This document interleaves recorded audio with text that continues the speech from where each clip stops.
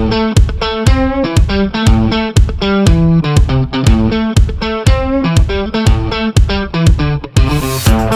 su vez utilizando todas las herramientas culturales que hoy existen y que sobre todo permean al segmento del arte y los jóvenes, con el cual nosotros estamos trabajando.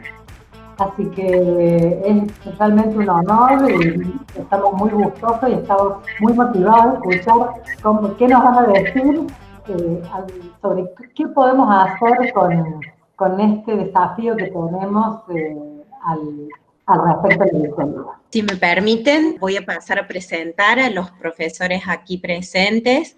Como dijo la señora decana, un placer que nos acompañen. Así que voy a pasar a presentar al profesor Alejandro Piscitelli.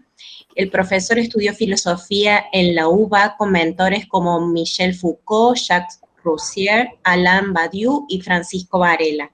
Desde hace 25 años es titular de un laboratorio de innovación pedagógica en la carrera de Ciencias de la Comunicación en la Universidad de Buenos Aires, y desde su primer libro tiene una gran producción literaria en Ciencias en Movimiento en el año 1991, y ha continuado con volúmenes como Internet, Imprenta del siglo XXI, Nativos digitales, Dieta cognitiva, Inteligencia colectiva, El paréntesis de Gutenberg, La religión digital en la era de las pantallas ubicuas. Su trabajo soñado fue EducArt, y desde el 2012 crea laboratorios de arte, ciencias, empezando por Conectar Lab en Buenos Aires, pasando por Teodap Lab en Bogotá y Cultura Digital en México. Se ha desempeñado como asesor científico y diseñador de múltiples proyectos de educación. En 2019 trabajó en un proyecto de diseños de futuro en el Colegio Montserrat de Barcelona. Lo acompaña el profesor Julio Alonso, licenciado en Ciencias de la Comunicación de la Universidad de Buenos Aires, jefe de trabajos prácticos de la materia Introducción a la Informática, Telemática y el Procesamiento de Datos en la Facultad de Ciencias Sociales de la UBA, en la Cátedra del Piscitelli, y es asistente en la Dirección de Ciencia y Tecnología en la UNTREF, coordinador del Bachiller en Artes Visuales del Instituto Huergo. Además de eso, como si quedara tiempo, ¿no?, es consultor sobre tecnologías educativas en universidades, organizaciones y empresas, y sus intereses se centran en los procesos de aprendizaje que involucran cualquier tipo de objeto considerado tecnológico. Muchas gracias, un honor. Si les parece, trajimos una presentación, la voy a pasar a compartir. Es un honor y un gusto participar de este ciclo con ustedes. Con Alejandro estamos muy contentos, veníamos charlando desde que me dio la noticia. Y bueno, pensamos un poquito, ¿no?, qué podíamos venir a conversar, a charlar con ustedes. Que nos haya dicho hasta ahora, ¿no? Incluso le hacía mención a Alejandro que nosotros en marzo, fines de marzo, abril, dimos una charla para Wikimedia, pensando en, bueno, qué estaba sucediendo alrededor del contexto mundial, el coronavirus, las pandemias, la educación, y mucho se ha dicho. Queríamos aprovechar para hacer algo novedoso que nos hayamos dicho en otro lugar, para compartirlo con ustedes en forma de disparadores, para conversar más que nada con ustedes, no tanto venir nosotros a contarles lo que hacemos, que uno a veces lo puede hoy googlear, sino poder intercambiar experiencias con ustedes y que creemos siempre que eso es lo más interesante. Entonces, en pos de organizar la charla, nosotros hace muy poquito con Alejandro publicamos un libro que se llama Innovación y Barbarie, que su subtítulo es Verbos para entender la complejidad, y de ahí el título de esta charla. Es un libro que editó la editorial UOC de la Universidad Oberta de Cataluña, que lamentablemente, por temas de público conocimiento, está en Barcelona todavía y no ha llegado a Buenos Aires. ¿Se puede conseguir en digital? Sí, pero todavía está en Barcelona. Como nos reímos con Alejandro, solamente lo vemos por fotos que nos manda desde allá, está desde Cadaqués, de un amigo nuestro. Entonces, lamentablemente, ese libro todavía no está disponible en físico acá. Pero nos parecía interesante que, si bien todavía nosotros no podemos hacer como la presentación oficial, porque la editorial nos pide hacerla en octubre con ellos, en un marco acordado con ellos y demás, cómo podíamos hablar de este libro y cómo podíamos pensar esta situación, utilizando algo que irónicamente no está en el libro, que son 2 capítulos que no pasaron por la edición, ¿sí? El índice uno siempre puede mostrar del libro, dentro de lo que uno puede reproducir, pero hay 2 capítulos que cuando lo escribimos con Alejandro, lamentablemente quedaron afuera. Entonces, la propuesta de los verbos que venimos a presentarles a ustedes para poder hablar del libro sin hablar del libro completamente, es justamente trabajar con los 2 verbos perdidos, no irónicamente, que tienen que ver con las lecturas y con el aprendizaje, ¿sí? Todo el libro, toda la propuesta que llevamos adelante con Alejandro incluye, digamos, una propuesta pedagógica de cómo podemos entender y comprender este mundo que nos resulta tan complejo. Pero bueno, en ese desarrollo, tanto el capítulo de los verbos que correspondían a la lectura como al aprendizaje, los cortamos pensando en que podíamos llegar a hacer una segunda edición más adelante o ampliarle, o sea, el libro le iba bien. Entonces, nos parecía un buen ejercicio traer hoy justamente esos verbos que habían quedado afuera. Y de ellos, lo que vamos a hacer ahora, entre los 2, es ir pimponeando un poquito cada uno. Por eso, vamos a arrancar con la lectura. Pero no sé si, Ale, antes querés comentar algo más del libro, de cómo lo fuimos armando, el contexto. La idea del libro era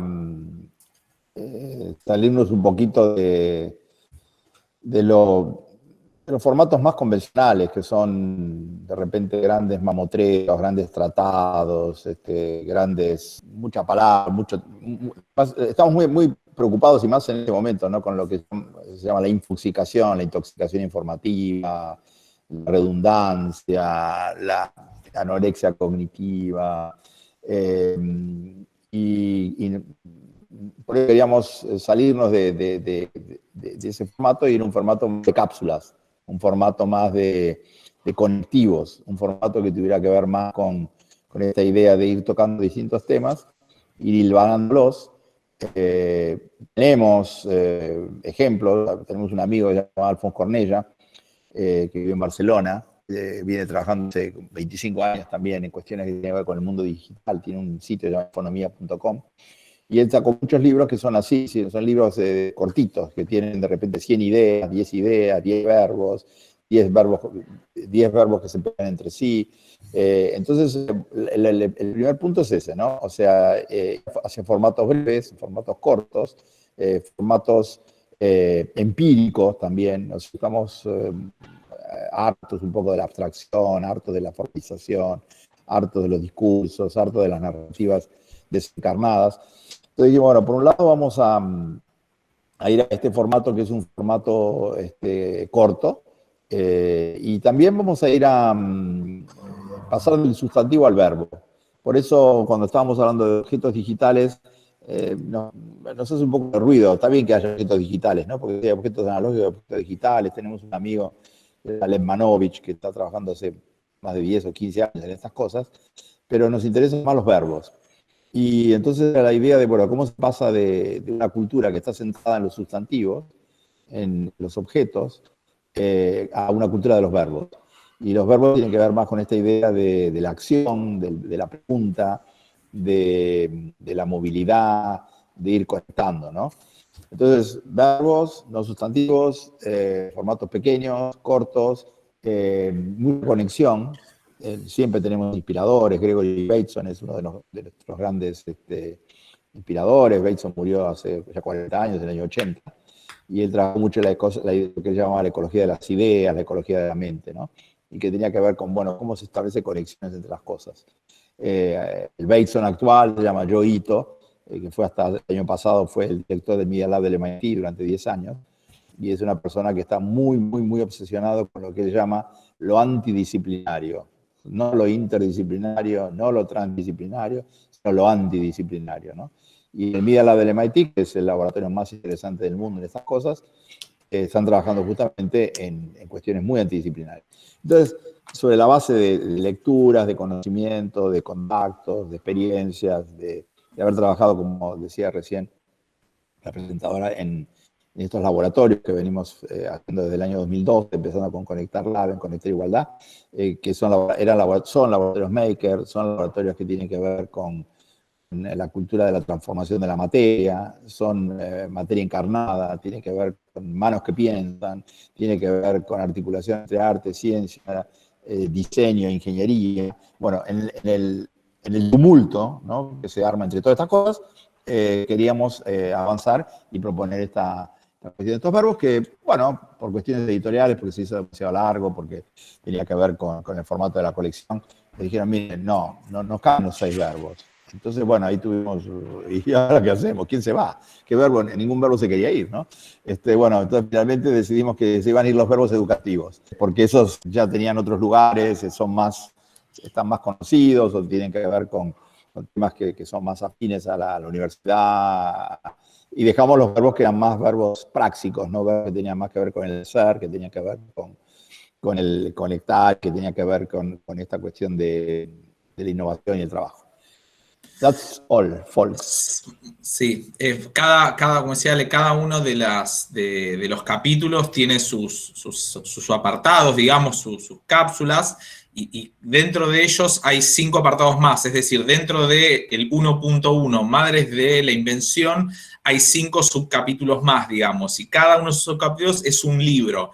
La idea es que esto sea como un pentagrama que se va abriendo, un pentágono, perdón, que se va abriendo y que genera justamente conexiones y que uno pueda entrar al libro por donde quiera. O sea, no es necesario comenzar desde la introducción. Uno puede entrar por, si le interesa el diseño, leerse el capítulo de diseño, y dentro del libro hay también conexiones donde, bueno, si te vas al capítulo 2.3, ahí te vas a poder conectar con esta otra idea. O sea, nos interesaba en estos tiempos, digamos, de infoxicación, como decía Alejandro, brindar un libro de lectura ágil, pero que también tuviera, y lo vamos a ver hacia el final de la presentación, una densidad, ¿sí?, cognitiva, que yo le decía a Alejandro que mi mamá ya lo leyó el libro, y más allá de que Alejandro me decía el chiste, madre hay una sola, mi mamá me decía, me encanta el libro, pero lo leía con Google al lado. O sea, yo tenía el libro, me dice, en digital, y en otra pantalla tenía Google. Entonces, cuando no entendía algo, me iba allá a verlo. Entonces yo le decía, mamá, le digo, vieja, le digo, perdón, ¿no? Pero vieja, le digo, así es como nosotros queríamos que funcione el libro. Justamente no queremos un libro que sea de ágil lectura, que lo puedas leer rápido. Es más, cada cápsula no dura más de 1 página y media. Una página y media. Es una rápida lectura, muchas referencias, muchas conexiones y la posibilidad de organizarlo en ese sentido. Y bueno, y por eso nosotros hoy les traemos a ustedes los verbos perdidos, sería, ¿sí? Entonces, la idea de lectura para nosotros tiene que ver que justamente dentro de esta gran cantidad, esta masiva posibilidad de leer datos, ¿sí? Se habla mucho de Big Data, se habla mucho de la privacidad, de la información que hay hoy circulando por Internet. Bueno, ¿cómo podemos leer eso? ¿Cómo podemos trabajar con nuestros estudiantes, con nuestros colegas, en términos de la cantidad de posibilidades de lecturas que hay, tanto desde lo cognitivo como desde las herramientas? Y el primer apartado tiene que ver con esto, con no vemos que no vemos, y el libro disparador es el de este señor, se llama Boloto, donde hablamos de, bueno, cómo pensamos, ¿sí?, cómo se transforma la percepción. Y en términos de la cultura web, no sé si recuerdan este gran problema de los vestidos. Busqué uno que estuviera bien contrastado, donde no se sabía si el vestido era azul o era dorado, blanco. Es más, yo tengo miedo de verlos con el mismo color, pero busqué uno donde estuvieran bien contrastados los colores. Esta es una frase con la que trabajamos un montón con Ale. Ale, ¿qué más podemos? Sí, no, bueno, la idea de leer, ¿no? Ayer nosotros seguimos mucho algunas personas en Twitter y vamos viendo, ayer Facundo Manes puso un tweet por ahí con un texto muy cortito que decía, la gran diferencia es el mundo antes de la lectura y después de la lectura, ¿no?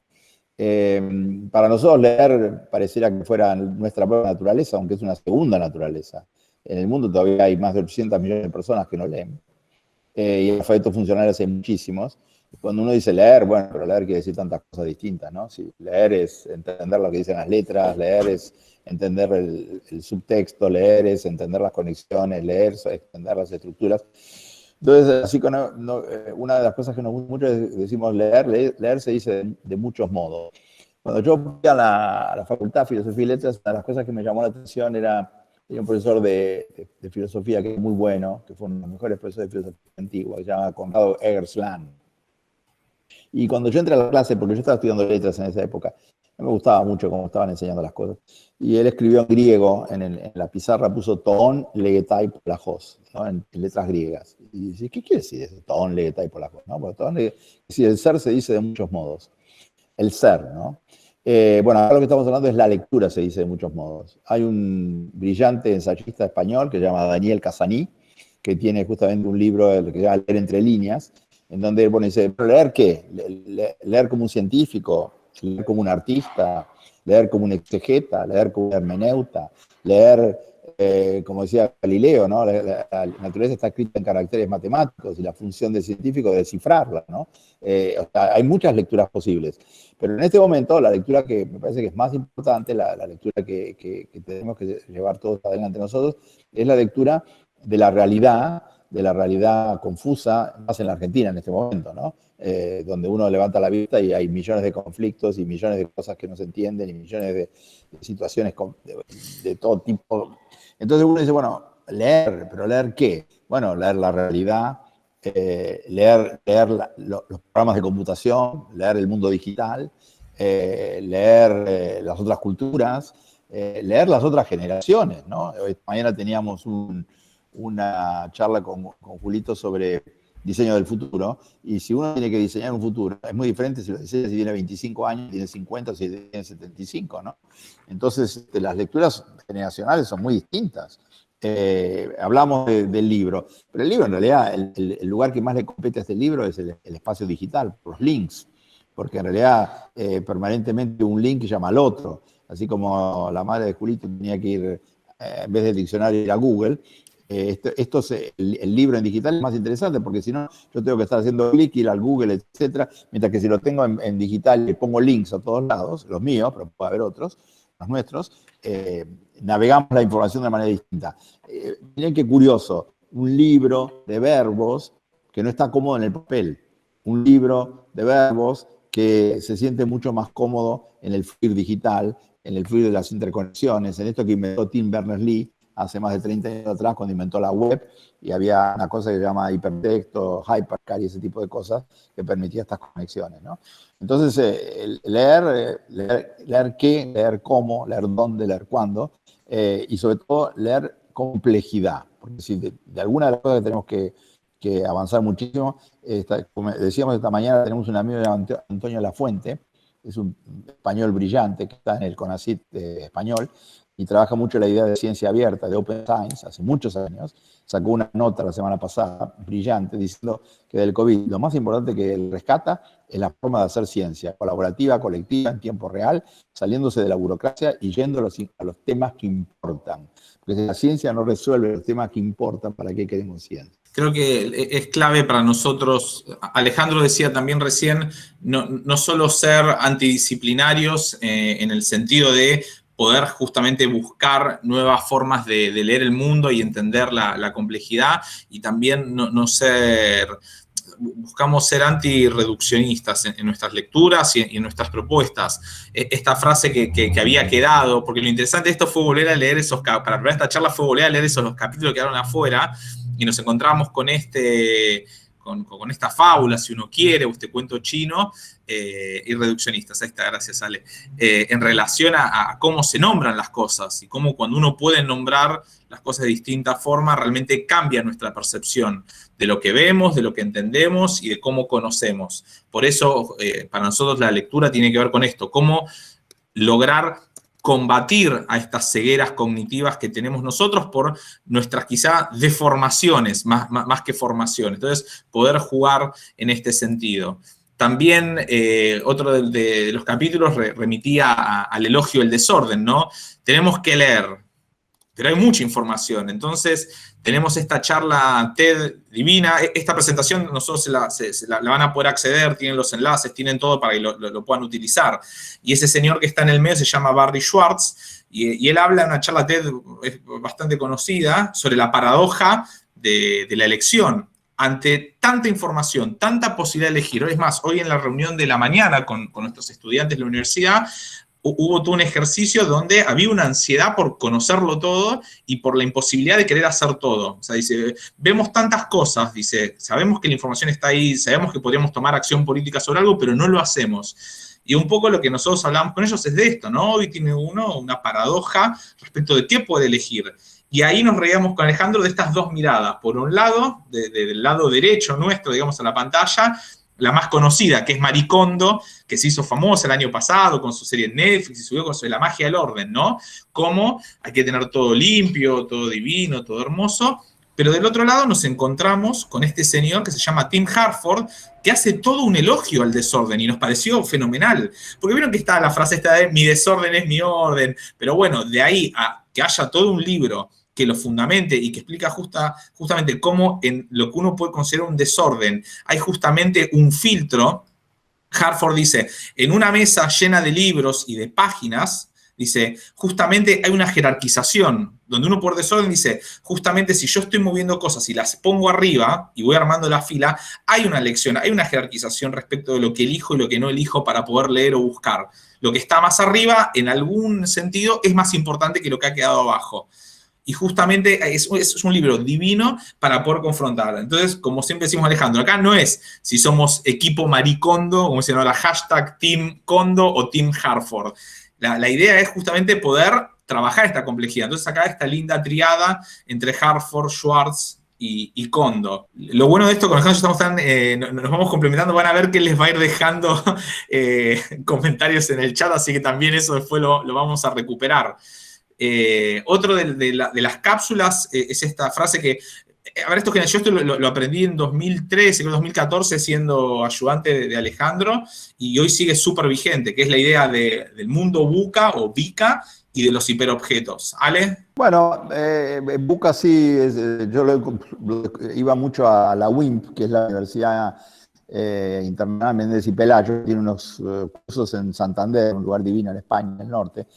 Y ahí hacíamos unos seminarios todos los años, hicimos como 7, 8, sobre el futuro de la universidad. Llegamos a hablar de la universidad 4.0, no sé, ahora estarán en la universidad 22.0, en cuál están ahora. Y ahí saltó un día y dice, che, mira, este paradigma VUCA que tiene que ver con lo volátil, incierto, complejo, ambiguo, ¿no? Que es, acuérdense que en España, en todo el mundo, en 2008 hubo una crisis terrible, la crisis económica, financiera, de las hipotecas inmobiliarias que tardaron muchísimo tiempo en recuperarse de eso, y venían de un mundo sin sorpresa, donde España había entrado en la Comunidad Europea en el año 86 y todo bien en popa y todo era maravilloso, etc. De repente fue una frenada terrible y volvieron a la realidad, ¿no? Que ellos no eran el primer mundo, sino que eran, habían entrado casi por la ventana y había problemas complejísimos y se han desacostumbrado a lo que para nosotros es si ustedes quieren un ejemplo de país VUCA, la Argentina es el VUCA a la VUCA, ¿no? El VUCA a la N. Y entonces, bueno, ¿qué hacemos con eso? Si el mundo es volátil, incierto, complejo y ambiguo, ¿cómo nos movemos en ese mundo, ¿no? Hay mucha gente que ayuda en esto. Nosotros tenemos otro de nuestros profetas, no es nuestro Dios, pero nuestro profeta, que es Bruno Latour, que es un sociólogo extraordinario que hay en Francia, y viene trabajando mucho de hace 40 años en la sociología de la ciencia, y en considerar la ciencia como una tribu, no como expertos que viven en otro planeta, sino como una tribu más, y cómo se construye el sentido, y cómo se construyen los objetos científicos, los artefactos científicos, y cómo en la construcción social de la ciencia, pero a un nivel detalladísimo, no especulativo, no puramente antropológico. ¿No? Esto no es relativismo cultural. Latour se fue a La Joya, el instituto que había en La Joya, y escribe su primer libro importante sobre estos temas, que lleva la vida en los laboratorios. Y él ahí dice, bueno, los científicos construyen los hechos del mismo modo que el carpintero construye los objetos. Y va mostrando las máquinas que van usando, va mostrando las conversaciones en las que se van destilando las hipótesis, va mostrando cómo lo que uno cree que es una sustancia en realidad estuvo construyendo. Y esa es una referencia para nosotros muy importante. Después Latour trabajó en muchas otras dimensiones que fuimos siguiéndolo a él. Y también nos apareció hace 4 o 5 años atrás el señor Timothy Morton, que es un filósofo súper interesante. Este libro se traducido al castellano, Hiperobjetos, ¿no?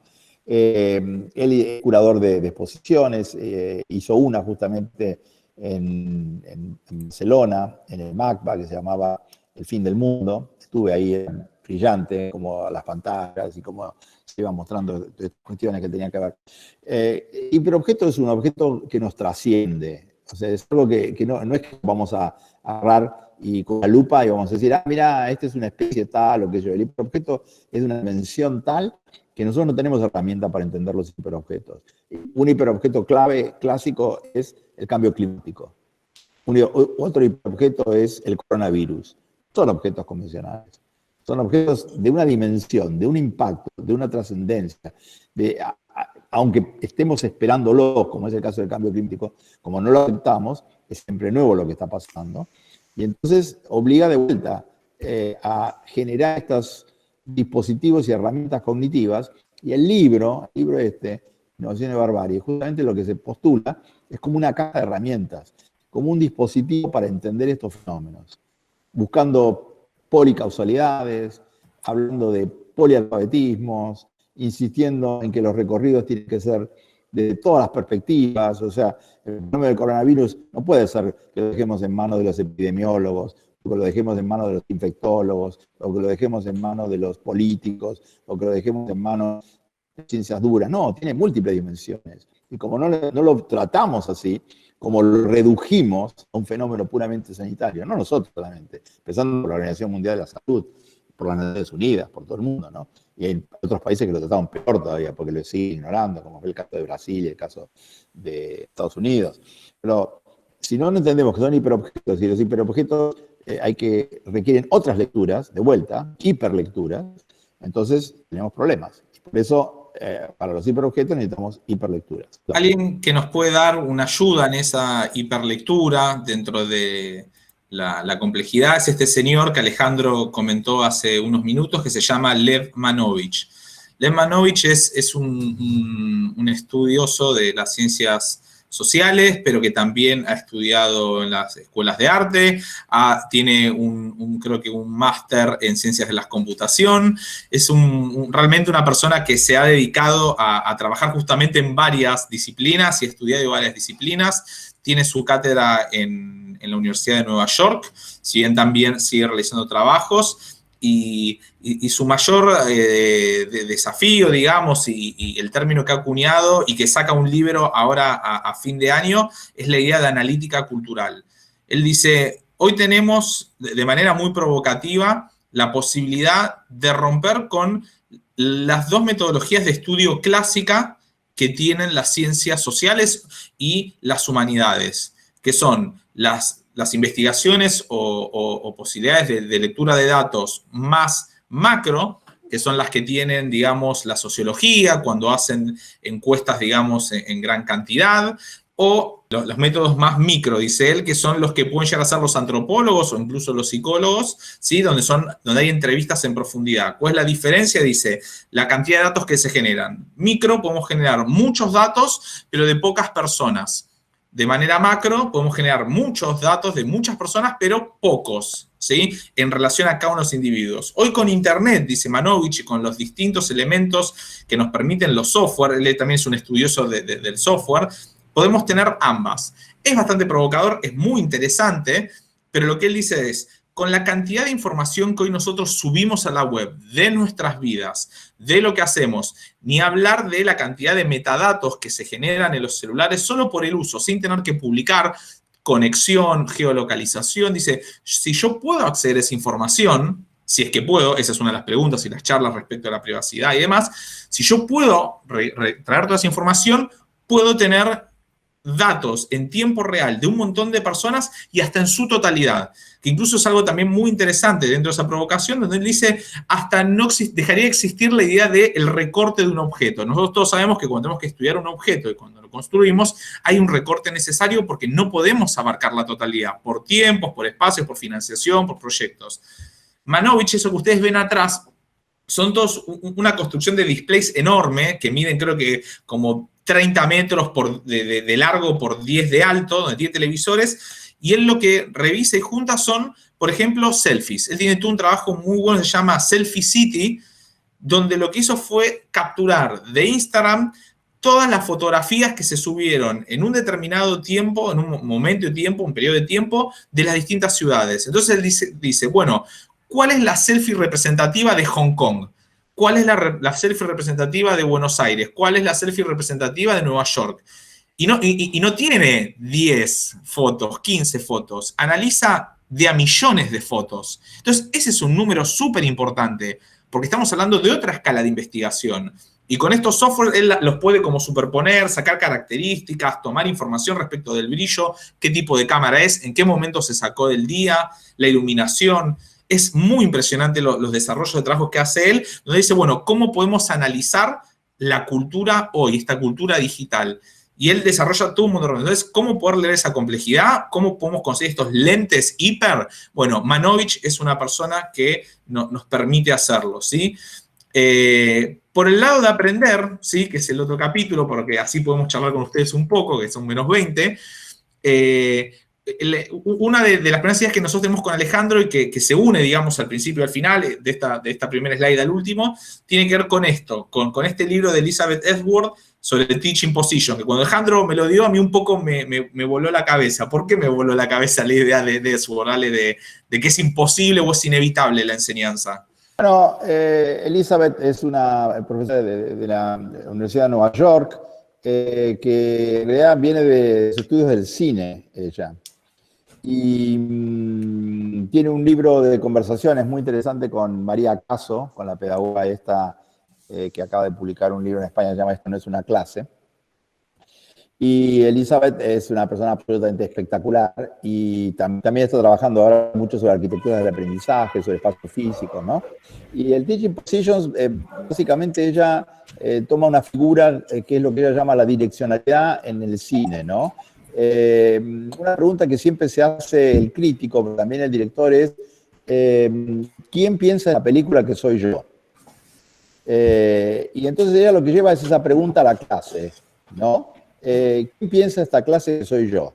Donde soy yo es el alumno, ¿no? Entonces, si la clase piensa que yo soy un alumno crítico, un alumno exigente, un alumno despierto, un alumno que conecta, un alumno que se interesa, etcétera, etcétera, la clase va a tener otro nivel, otra textura, otra potencia, otra capacidad generativa.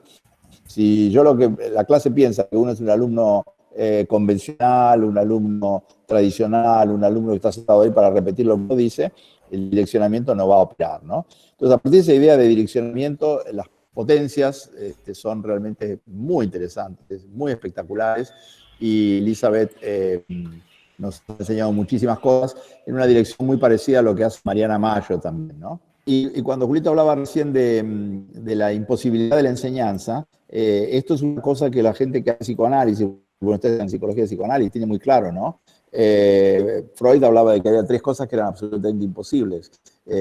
Una era la política, otra la pedagogía y otra el análisis, ¿no? Eran 3 tareas imposibles. Lo que no quiere decir que uno no tiene que tratar de hacerlas.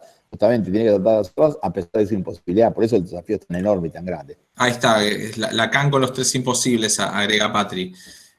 Nosotros de lo que le vamos mostrando son como pequeños recortes. Nos encantaría poder charlar en el libro, pero vamos agarrando recortes.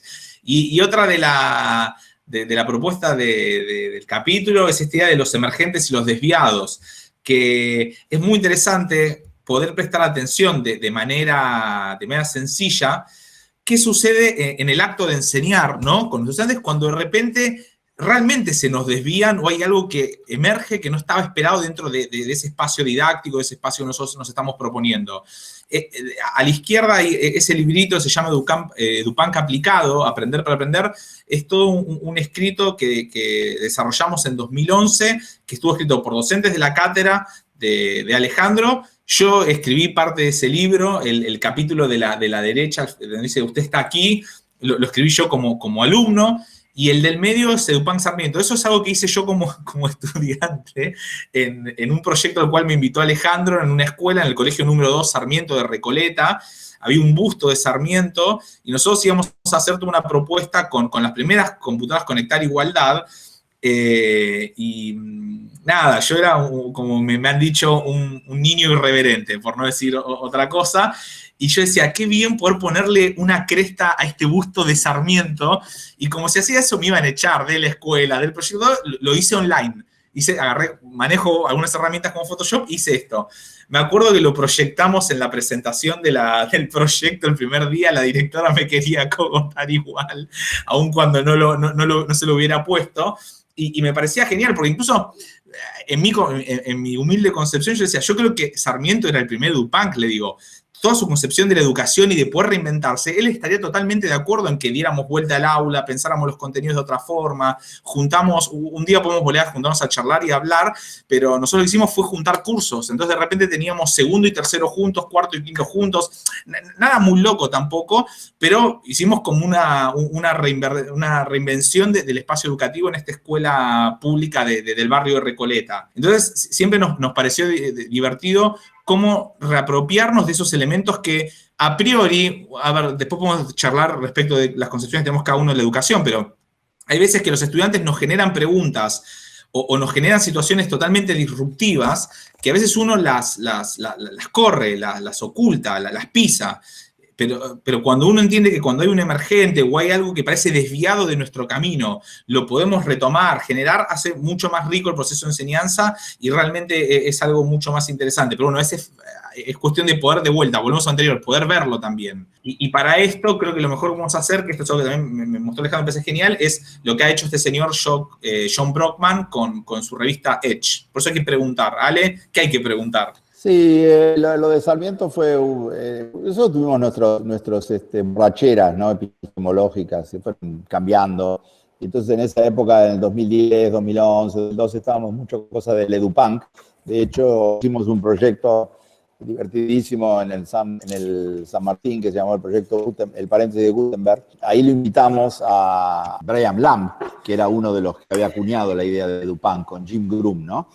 Y la experiencia de Sarmiento fue una experiencia lindísima. Pasarles el precio, Julito, que está ahí, que está buenísimo porque resume todo. Fue una cosa muy disruptiva, fue muy, eran 2 clases, las matamos las clases. Había 11 divisiones de segundo a quinto año en el Sarmiento y a las 11 le propusimos que se vinieran con nosotros a este experimento. Se vinieron 60 chicos en 2 aulas, juntamos segundo y tercer año, cuarto y quinto año. Prácticamente eliminamos, entre comillas, cariñosamente a todos los docentes que había y trajimos, los reemplazamos por ayudantes de la facultad, por docentes de otros lados.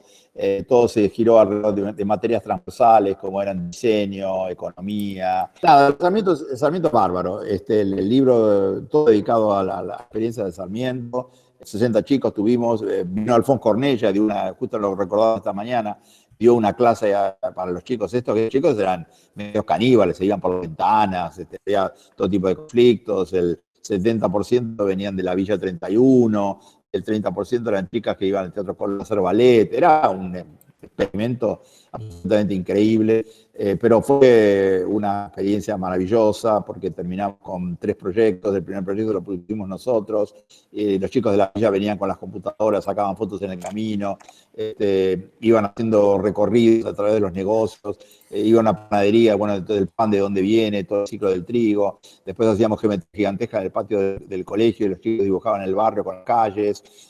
Unos fenómenos bárbaros, impresionantes, ¿no? Por supuesto, la directora nos quería echar todos los días, ¿no? Éramos todos muy amigos al principio, después ya no nos aguantábamos mutuamente más, así que el proyecto lamentablemente solo duró un año. Esto que dice Edge, las preguntas, John Brockman es un empresario literario. ¿Y qué hace un empresario literario? Bueno, en general uno pensaría que es un agente literario, ¿no? Los grandes autores tienen sus agentes, ¿no? Este es un empresario literario, es un tipo muy también disciplinario, tiene esta colección de libros que en realidad es la pregunta Edge. La pregunta Edge quiere decir en el borde, ¿no? Y el sitio es edge.org, están todas esas cosas. Y él se hacía una pregunta cada año y después la convertía en un libro. En este caso, por ejemplo, qué pensar de las máquinas que piensan o qué idea tiene que morir. Y él le hacía la pregunta a unas 170 personas. La única condición era que la respuesta no podía tener más de 1000 palabras. Y todo el proyecto está en la web gratis. O sea, si usted se mete en el sitio de él para ver la pregunta de cada año, y ahí van a encontrar las respuestas.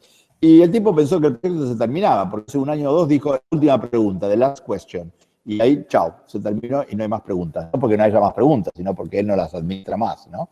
Ahora, las preguntas son increíbles, absolutamente increíbles. Las respuestas son impresionantes. O sea, uno dice, no puede, tanto talento junto en una, no puede creerlo. Y breves, que eso es genial, que es un poco lo que hablamos nosotros de personas que escriben libros mamotretos, como dice Alejandro, y los obligaba a buscar las síntesis máximas, claro.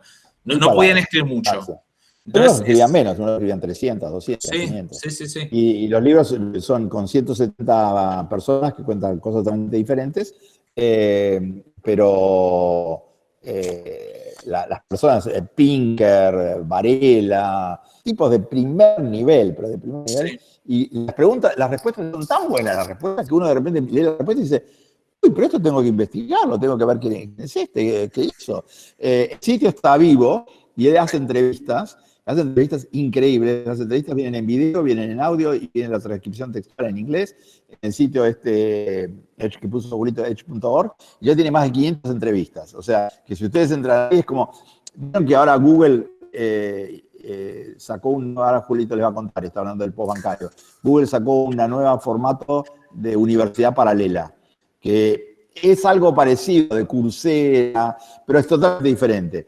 Y en este formato post-bancario de educativo, Google lo que propone son portafolios o itinerarios personalizados que uno no los puede hacer en las universidades convencionales, ¿no? Porque uno tiene que seguir su track, puede tomar una materia externa, pero no existe que vos puedas hacer psicología con 2 materias de la Sorbona, con 2 materias del MIT, con 2 materias de San Luis, con 2 materias de Curitiba, y porque yo quiero hacer eso, porque me interesa el profesor que está ahí, con la materia que está ahí, etcétera, ¿no? O sea, la educación puzzle, ¿no? La educación rompecabezas. Bueno, edge.org, tanto las preguntas como las entrevistas, lo que hacía es ofrecerte eso. Te dice, vos podés aprender a cosas que no te las va a enseñar nadie. Y vas a discutir con los tipos que están en la punta de la punta de la punta. Y es gratis encima. Y todas las semanas vas a tener un tipo que va a conversar media hora, 45 minutos, 1 hora. Te va a contar cosas increíbles. Como las charlas TED, pero no con ese formato tan corto de las charlas TED. Aparte, mucho más sofisticado, porque estos tipos no dan una charla TED. Dan una charla como darían en la universidad, como darían para un circuito de universitario, académico, o de pares o discusión, ¿no? Entonces uno puede ver edge.org como un nuevo tipo de universidad, una post-universidad, ¿no? Y viene nuestro amigo Freire 2.0. Julito, ¿cómo es eso? Sí, empiezo, te escuchaba hablar tan entusiasmado y digo, nos vamos a sacar hasta las 9 de la noche hablando acá. Ya termina. No, sí, ya faltan pocos slides, pero está bien igual, porque vamos conectando. Y justamente esto de que dice Alejandro de Google, que viene genial, que también Amazon lo está haciendo, pero internamente con sus empleados, tiene que ver con esto que nos preguntamos, que cuando lo escribimos ni siquiera pensábamos que Amazon y que Google, bueno, de Amazon ya algo sabíamos, pero que Google iba a por esto, porque cuando empezás a escribir el libro, Alejandro, tuvimos como un mes para ordenar cómo queríamos escribir el libro. Y una de las condiciones que nos habíamos puesto era tratar de que en cada uno de los capítulos jugáramos con esta triada de la revista Wired norteamericana, que juega al Expire, al Tire y al Wire, ¿no? ¿Qué es lo que está expirado dentro de un modelo, de una práctica, un fenómeno que está expirado, que ya está como cansado, y qué es lo que debería estar conectado? ¿Cuál es como el futuro, digamos? Y pensamos que dentro del aprendizaje, sabemos que lo que está expirado, que ya fue, sobre todo en Argentina, es una escuela para pocos y de manera elitista. Hoy nosotros estamos en la segunda, estamos más como en el Tire, es una escuela para todos, una escuela pública, ¿sí? Para todos y masiva, pero que se hace difícil sostener si no están los recursos. Entonces, sabemos que lo que sigue es una escuela masiva y a medida, personalizada. El problema, justamente, que tenemos ahora con estas empresas es, bueno, ¿quién se va a hacer cargo de eso? ¿Por dónde va a salir? Entonces, pensamos que quién mejor que pregunta, quién mejor que sabe preguntar y quién puede realmente llevarnos a esta idea postbancaria que Paulo Freire, ¿no? ¿Quién va a ser el Paulo Freire 2.0? Que nos permita articular diversidad, profundidad y diferencia de identidad colectiva. Porque hay cosas que sabemos que no queremos volver para atrás, pero hoy vemos que estas propuestas de masividad y a medida no son para todos, no son gratuitas, algunos sí, pero no todas. Entonces, es importante poder ver esto, porque lo que nos interesa, y con esto cerramos, es esta idea de Ray Bradbury, que lo venimos trabajando mucho con Alejandro y hoy lo redescubrimos en el texto, de que antes que predecir el futuro, tenemos que poder construirlo nosotros, y que obviamente las ideas son fáciles, pero la ejecución, realizarlo, es todo. Acá nosotros a veces hablamos mucho, ¿no? Charlas de café, pero después llevarlo adelante es lo más difícil, y por eso nosotros con Alejandro insistimos en eso, en hacer proyectos, en publicar, en movernos, en venir acá a hablar con ustedes, en armar una charla distinta, poder conocerlos, y que justamente tenemos que brindar ideas y que efectivamente no estamos para nada lejos de ello. Y por eso les agradecemos mucho y lamentamos que estamos como justo sobre el borde de la charla. Así que muchas gracias por escucharnos, la verdad. Fin. Porque a veces hasta que uno no dice fin, vieron que es medio difícil. Comentarios. Pueden preguntar, nos pueden contradecir, discutir. Claro, ¿qué les gustó? ¿Qué no? ¿Les pareció interesante? ¿Qué les generó?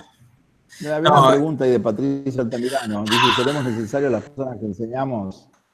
Sí, yo creo que sí. El futuro de la universidad. No sé, sí, yo creo que sí, pero... Sí, yo creo que sí, pero no en sentido convencional, ¿no? Porque cada vez que yo escucho la palabra, ¡ay, los profesores son indispensables! Los profesores son el centro, el profesor... Pará. Los buenos profesores, los profesores en serio, los profesores que se preparan, los profesores que se actualizan, los profesores que escuchan, los profesores que dan la clase con la boca cerrada, los profesores que hacen hackeo emocional, los profesores que son vehículo para que los alumnos siempre nos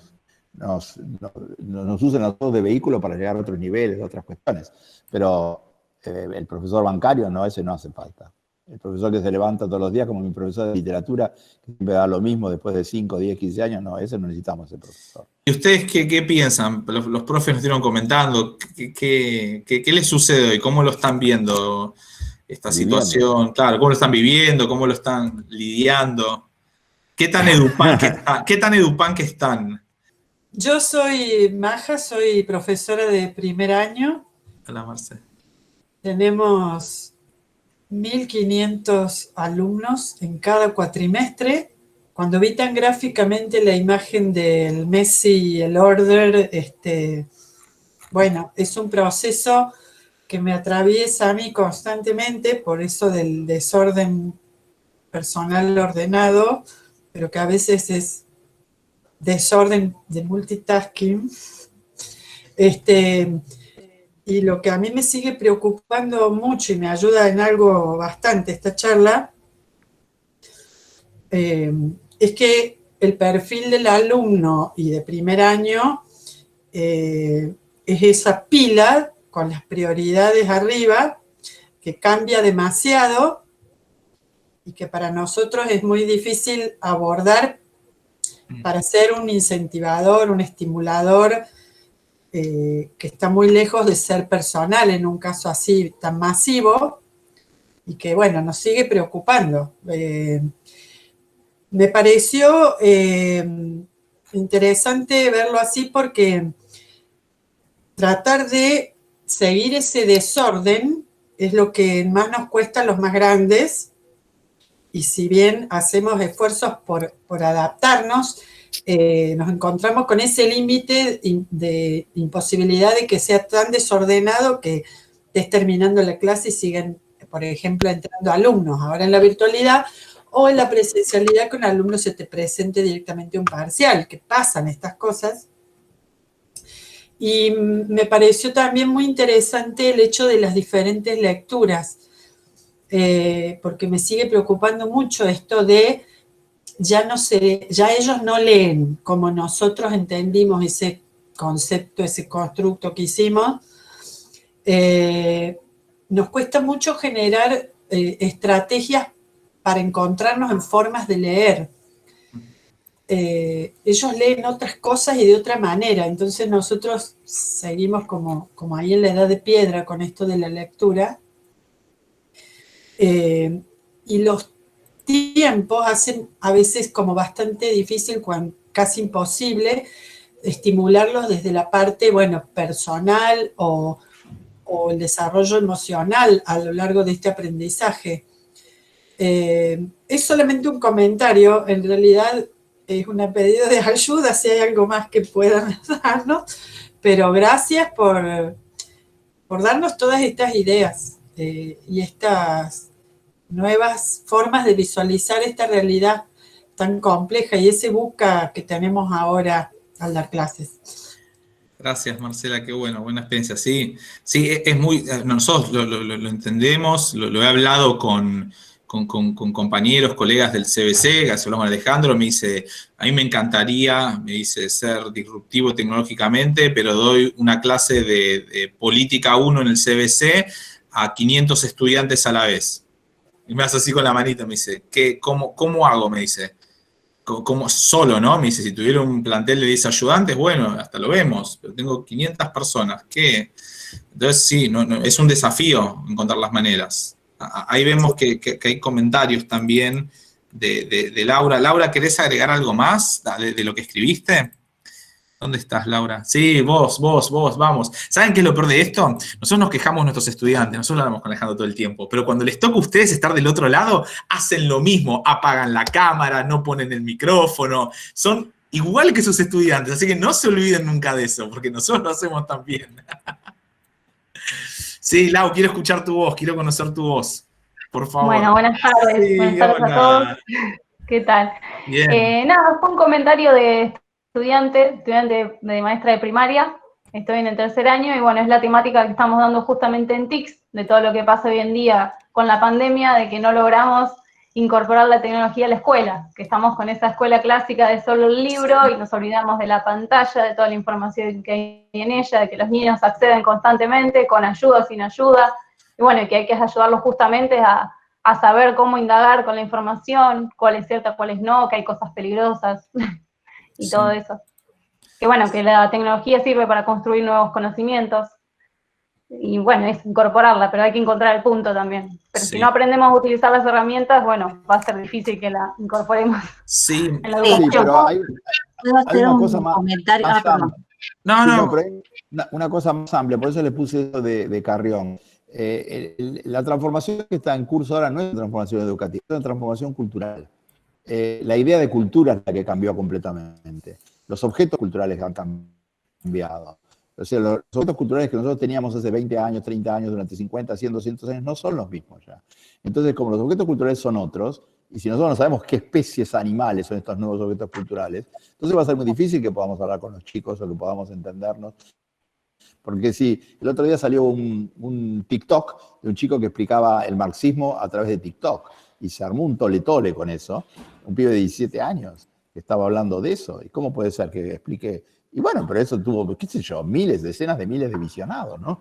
Entonces, hay nuevos formatos, hay nuevos contenidos, hay nuevas estrategias, hay nuevas estructuras, y el que ayuda mucho, como dice Andrea Mancilla, las propuestas de Carrión. Carrión tiene una página en el New York Times, que es esta, estudienla porque todas las notas, sale una nota por semana, son absolutamente increíbles y todas las notas de él tienen que ver con esto, con los nuevos objetos culturales. Si uno entiende que la cultura es lo que cambió, entonces va a entender qué se puede hacer con la educación. Pero si uno quiere empezar con la educación y quiere ponerle forceps a la cultura, está frito.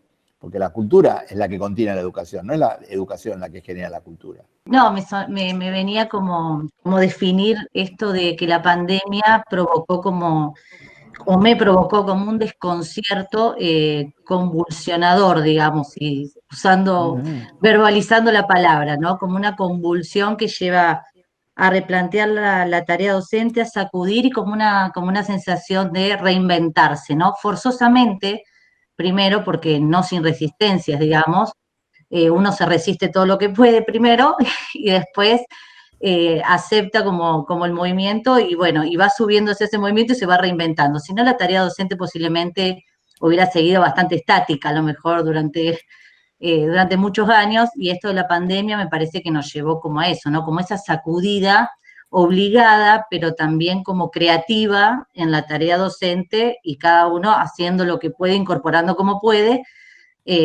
Pero bueno, eso, sensación de desconcierto primero y de reinventarse desde la tarea docente y desde el rol a partir de las herramientas nuevas que hay que incorporar. Sí, completamente. Pienso en estas dos cosas que ustedes decían, y cuando escuchaba a Laura, pensaba también que a veces nosotros, me pasa a mí con algunas plataformas. Alejandro me dice que soy un fake centennial, ¿no? Soy un millennial con piel de centennial, ¿no? Me hago el joven, el juvenilia. Pero me sucede que dentro de todo yo uso herramientas, los chicos de secundaria me corren con esto de Twitch, Discord y no sé qué cosa más, y yo estoy como, chicos, perdón, no entiendo, le digo, no puedo, me está empezando a pasar eso, y creo que lo mejor que uno puede hacer, que es como por lo menos yo lo resuelvo, es inspirado en este espíritu maker que me dice Alejandro, ¿no? De ir haciendo y equivocarse, meterse, no hay que zambullirse y dejar que los estudiantes nos acompañen, que nos guíen, que ellos mismos nos van a dar las herramientas y saber que hay que poder equivocarse. Es muy difícil porque tenemos que salirnos de esa posición de docente, ¿no? Que lo sabe todo, que tiene pocas equivocaciones, que yo creo que ya hemos avanzado un montón en romper con esa mirada más clásica del docente. Pero con esto, la única manera, si vamos a esperar a hacer un curso para usar una herramienta, chau. No lo vamos a nunca. El mejor curso está ahí adelante de ustedes. Son esos estudiantes que los pueden guiar, ayudar y ir resolviendo las distintas plataformas y buscar la mejor solución. Ahí está. Yo quería decir algo. Sí, Alejandra. Vos sabés que recién salgo de un encuentro de clases en el profesorado.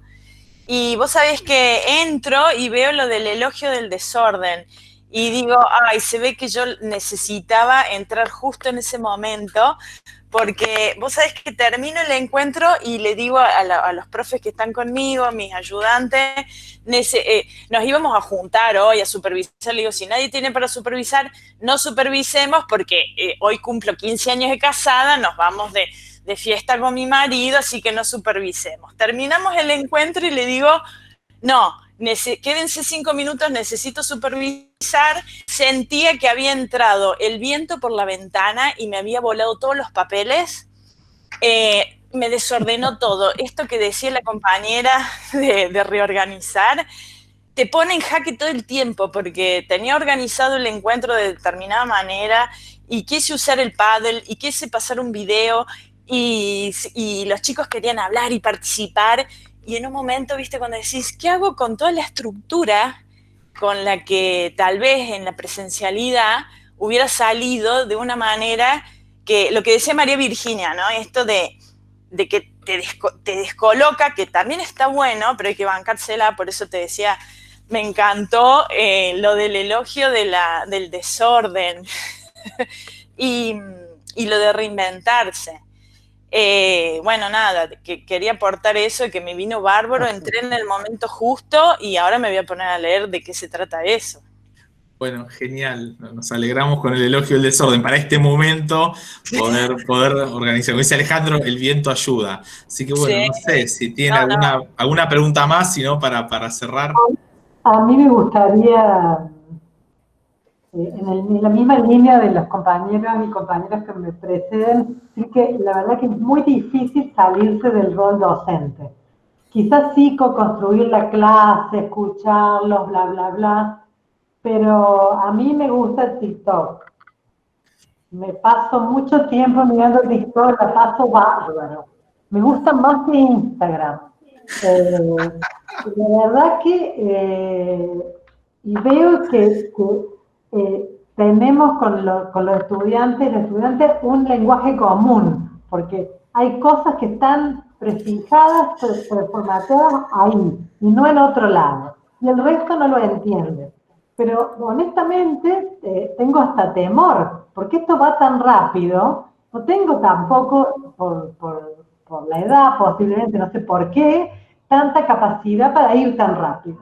Y sé que tenemos que ir rápido, o que nos tenemos que dejar llevar por ellos, que aparte saben más que nosotros al respecto de esto.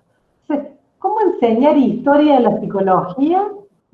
Es decir, por eso me encanta Sarmiento, porque es, digamos, trabajás sobre el prócer, trabajás sobre el camino del héroe, trabajás sobre, digamos, reformulándolo. Y hay que poder darse cuenta que eso es aprender y no repetir quién es un prócer, qué es lo que hizo, etcétera, etcétera. Pero todavía el sistema evaluativo, la acreditación, no está de cara a esto. Entonces, aunque podamos ser muy piolas y muy abiertos, finalmente volvemos a ponerlos en una caja, que es un múltiple opción o lo que fuera, donde la evaluación imposibilita que eso, que en realidad tiene valor, porque es un aprendizaje anclado en lo cultural, se pueda traducir en una nota.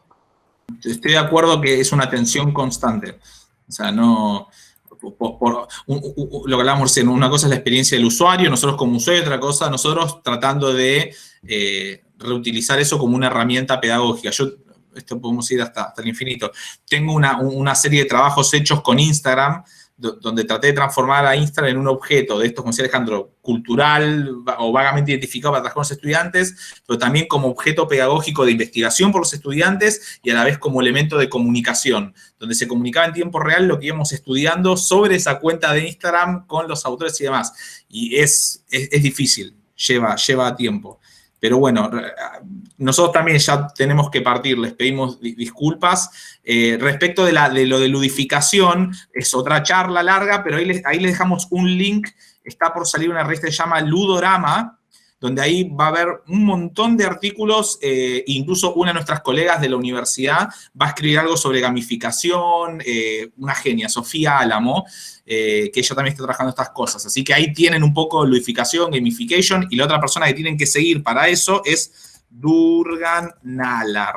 Ahí está, todos colegas y amigos. Así que con ellos van a encontrar también mucho de eso. Así que bueno, muchas gracias, la verdad. Estuvo genial charlar con ustedes. Esperamos verlos. Esperamos cuando termine esto ir a Córdoba. Yo tengo gente conocida en Córdoba, nos tomamos un fernecito o algo y charlamos con ustedes. A Carlos Paz. Es más, hace un año yo estaba en Córdoba. Fui a la ENACOM de comunicación que se hizo y hace un año estaba en Córdoba hoy. Así que tremendo esto. ¿Qué vamos a hacer? Sierra, queremos volver a la sierra. Sí, a la sierra. A las cumbres ahí, allá. Muchas gracias. Gracias. Muchísimas gracias. Chao. Que tengan, hasta luego. Bye. Chao.